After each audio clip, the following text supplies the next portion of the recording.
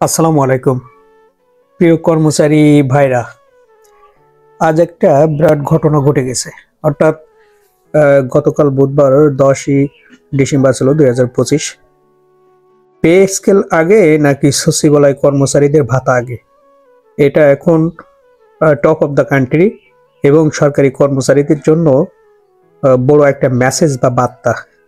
কিছু সংখ্যক সচিবালয় কর্মচারী তারা গতকাল অর্থ উপদেষ্টাকে একটা নির্দিষ্ট সময় পর্যন্ত প্রায় 5 থেকে 6 ঘন্টা পর্যন্ত অবরুদ্ধ করে রাখেন তার কার্যালয়।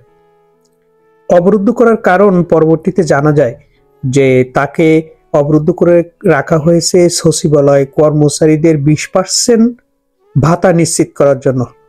যখন সারা বাংলাদেশের কর্মচারীরা তাদের নবম জাতীয় পে স্কেল এবং বৈষম্যহীন গ্রেড ভিত্তিতে করার জন্য আন্দোলন সমাবেশ বিক্ষোভ করে আসছে, তখন কিছু সংখ্যক স্বার্থ কর্মচারী তাদের নিজের স্বার্থে তাদের নিজেদের ভাতা বৃদ্ধির জন্য আন্দোলন করে অর্থ উপদেষ্টাকে অবরুদ্ধ করে রাখছে।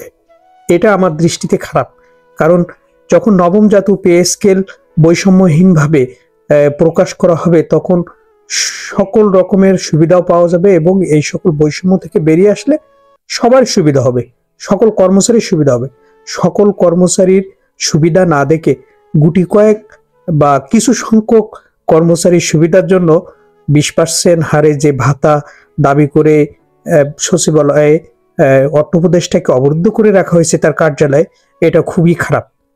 আপনারা যদি সমগ্র কর্মচারী দের জন্য নবম জাতীয় পে স্কেল বাস্তবায়নের জন্য অবরুদ্ধ করে রাখতেন, তাহলে আমরা আপনাদের এই কার্যক্রমকে অ্যাপ্রিসিয়েট করতাম। এখন আমরা এটাকে অ্যাপ্রিসিয়েট করি না, কারণ আপনারা ব্যক্তি স্বার্থে এটা করছেন।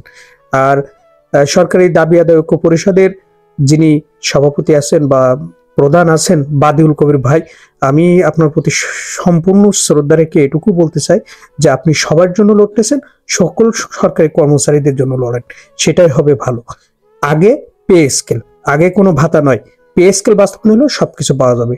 আর ভিডিওটি ভালো লাগলে এবং নতুন নতুন তথ্য তো অবশ্যই সাবস্ক্রাইব করে রাখবেন ভাই, তাহলে আপনারা নতুন নতুন তথ্য সবার আগে পাবেন। ভালো থাকবেন। আসসালামু আলাইকুম।